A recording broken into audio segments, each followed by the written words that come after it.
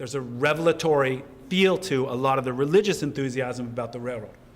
We don't see that in the textbook recitations about the power of the railroad in religious millennialism, where California, I mean, we know the tropes about California as Eden.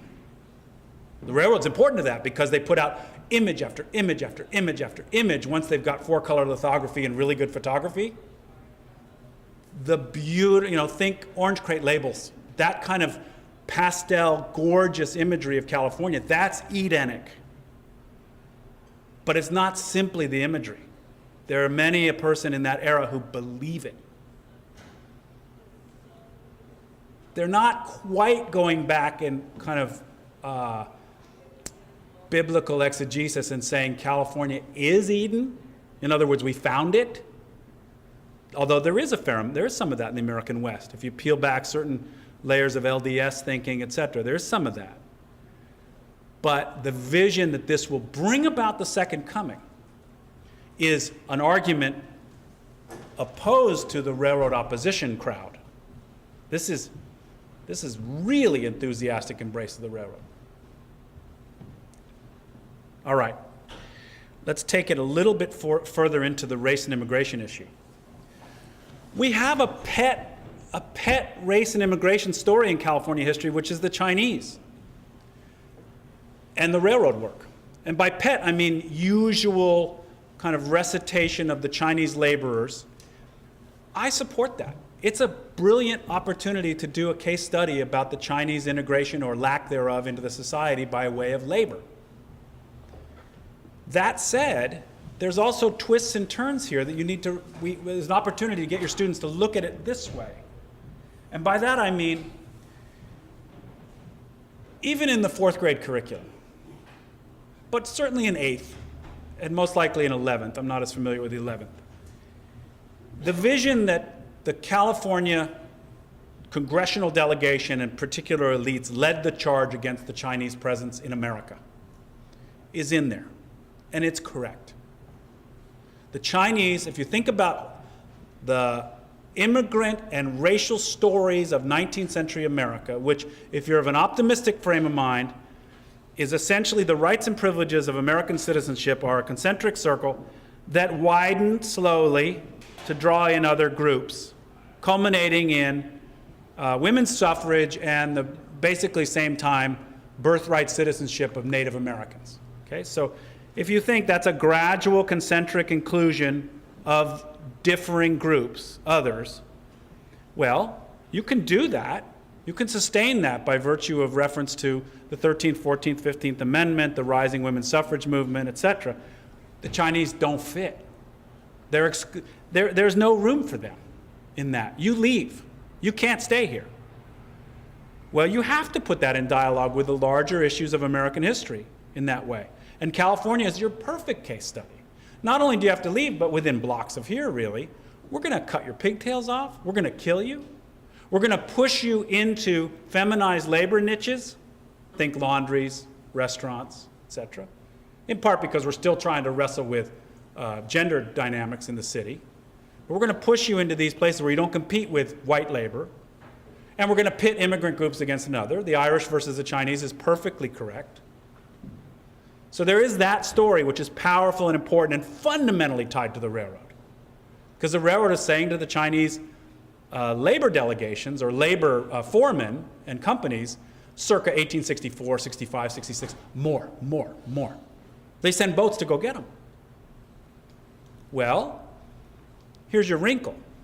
If you teach California history to kids and you raise the issue, the sort of chestnut issue of the railroad had more power than government, more power than any other entity on the landscape. The railroad could do whatever it wanted. How come the Chinese are excluded? How come they lose that one? You could say the railroad's already been built. They didn't need that much labor. That's not necessarily true. Southern Pacific's expanding its railroad imprint by buying up other railroads, and there's always capital work to be done on a railroad, always. They pretty much wanted the Chinese to stay. Tractable, labor supply, cheap, supposedly deferential, etc. They wanted them. They lose. Why? You can have students wrestle with that. That's a great DBQ thing. Look at the Chinese exclusion documentation. Have your students inhabit the mind, body, and spirit of Collis Huntington or Leland Stanford. Write a letter opposing it. Why would you oppose it, and how come you didn't win? So funneling that through railroad history makes perfect sense. It's a chestnut of immigration history in California, but it's lively, and it raises all kinds of issues about what society, who gets to play, who gets to be here, and why. And then, of course, if you wanted to take it forward, either across the grade levels or across the time of your curriculum, your year, what happens to Chinese immigration and relationships to the Chinese nation state circa early 20th century progressive anti-Asian activities, and particularly the Second World War, when the alliance with China on the part of the United States is a diplomatic alliance opposed to Japan. So it gives you all kinds of opportunities to do that. All right. If you take things into the relationship between the race, immigration, environmental landscape, and the political landscape are fundamental. They are, in many respects, the same theme, just from different vantages. If you take it towards the latter 19th century, the opportunity to discuss the excesses of the Gilded Age and the rising discontent with that across farming and industrial labor force collectives, think populism. California is a beautiful case study of that, because you've got the Big Four building gazillion-dollar mansions on basically a kite scheme accounting process where they can just build against borrowed money, and no one ever really checks the books until the end of the 19th century, and by then it's way too late. So the rising discontent against, the textbook placeholder plutocracy, plutocrats, that's a California story every bit as much as it's a Tammany Hall story, if not more so. And it's built upon the foundations of the railroad, no question whatsoever. So even within case study opportunities in California, you can do the Pullman strike. Now, I've written on the Pullman strike years ago about this issue, and it's really fascinating. Not what I wrote, but the Pullman strike. The Pullman strike shuts down rail traffic in California. It's a strike against the manufacturing plant of the Pullman Palace cars outside of Chicago. But the labor alliances here in California take everyone by surprise. Rail traffic shut down. The depots are inhabited in the summer of 1894 by striking railroad workers who are supplied food, cattle, recreation, etc., by farmers who come in and say, we're on the same side. We both hate the railroad. The railroad's an abomination. We're on the same side. Well, there's your farmer industrial labor alliance that scares everyone to death. That's it. And then National Guardsmen are sent against them to break it up. And the National Guardsmen in June of 1894 give their guns to the strikers because they're National Guardsmen. They went to high school with the strikers. The California Militia National Guard learns a very important lesson there. If you're going to send National Guard against citizen strikers of some sort, don't bring them from the same town. Send the LA guys against the Sacramento guys, send the San Francisco guys against the Valley guys. Don't have any alliances of kin. But they don't know that. They send them in, strikers hand their guns to the National Guardsmen hand their guns to the striker, and then you've got the opportunity for 1848 kind of barricade revolution until the federal government comes in with the injunction about the mails, and they break it with federal troops who aren't going to mess around. That's a great case study about the railroad's place in California. Mrs. Stanford writes to the strikers, and she said, "You all loved my late husband." And the strikers kind of say, "Well, not really." She said, "Can I just get through? Can I go from here to there?" And they do it because they recognize the PR power in it. They're really smart. They festoon her locomotive with flowers. They put the name of the striking union on her train, and they sail it right through the barricades. Wonderful opportunity for this. Okay, now I'm gonna finish up here in a second. Take the railroad issue up through the early 20th century. By then, railroads are a known commodity on the landscape. They've been around for a long time. It's hard to find somebody in 1910 who's never ridden one, although there will be some. They know them. They've seen them. They're embedded into the landscape and the rhythms, and they're further reverberations on the ways in which towns and landscapes are oriented. This is back to kind of our environmental feature. In other words, your kids are going to know this, that America rises up both by rural attachment and attachment to either coastlines or riparian landscape, riparian waterways. You move people around, you move stuff around by proximity to water. The railroads begin to reorient that. Fundamentally, towns start to turn towards the railroad as opposed to the river, even though the railroad's oftentimes right next to the river because it's flat. But there's a reorientation there that's powerful for students.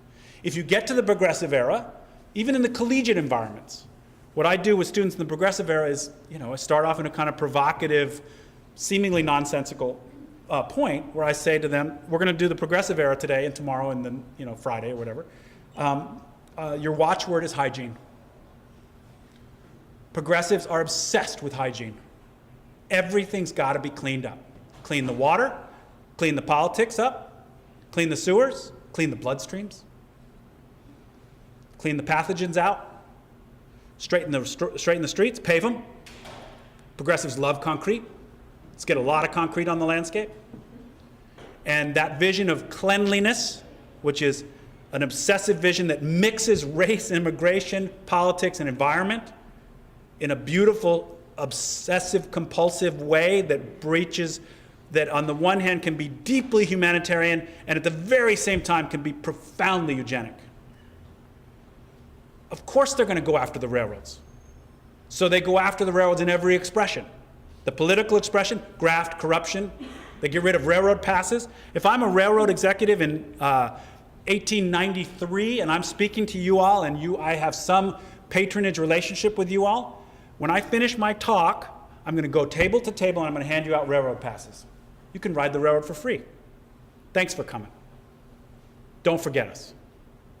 That's a powerful inducement to political friendship. They're going to get rid of that. Can't do that anymore. That's graft and corruption, or at least could lead to it. They're going to go after the railroad depots, dirty places, places where immigrants hang out, places where prostitutes and pickpockets hang out, places where people congregate of different ethnicity, outsiders. Well, that horse is out of the barn by 1840, 1850. Railroad depots are going to be intrusions into the older life of America, even though all the statistics show that small-town America, which is afraid of metropolitan America, which is railroads, crime in small-town America, 1850 to 1930, is committed by locals, not the person who's passing through on the railroad, not the railroad worker who's passing through to go work on something. But they don't want to believe that. The railroad depot is the foci of deep distrust with metropolitan America.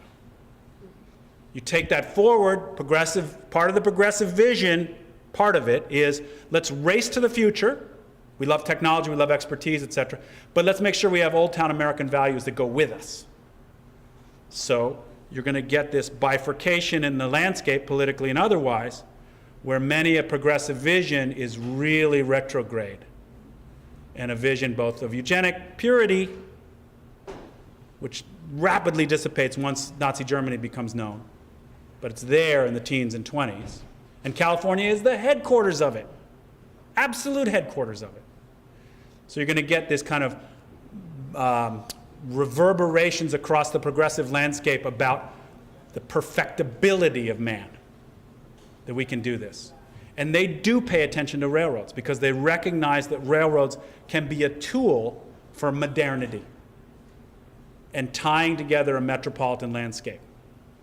And where the pockets that oppose that become small town America that actually at its edges becomes, for instance, the 1920s Klan that doesn't like railroads, doesn't like the radio, doesn't like good roads, doesn't like Catholics, doesn't like African Americans, yes, but also doesn't like these modern things because it creates mass culture, which is dangerous. Small town American values, anti-railroads. are what they're out. So the thread here is ask your students about nostalgia and empathy or emotive reaction to, let's say, a technological innovation, and run a thread through here about how and why would you oppose this thing which we think bound the country together, sort of ended the Civil War in the latter 1860s, was triumphantly technological, was the culmination of manifest destiny. How and why would you oppose that? And obviously you can bring it up into today about the impact of technology in our lives. But the railroad is the tried and true traditional topical feature of post-Civil War California history for good reason. It's just there are other ways to peel it back and take your students on what amounts to a ride that they'll get into, and you can cut it any one of these ways. I mean, when Nancy was putting up those units, the various ways in which those topics are sliced, the railroad thing is perfect for that. Origins, technological innovation, federal response, building it, reacting to it, reforming it. You could go to the very tail end of the First World War, nationalizing it, you're done. Then you've done 1840 to 1918 or 1920, you've covered a big swath of territory, literally and otherwise.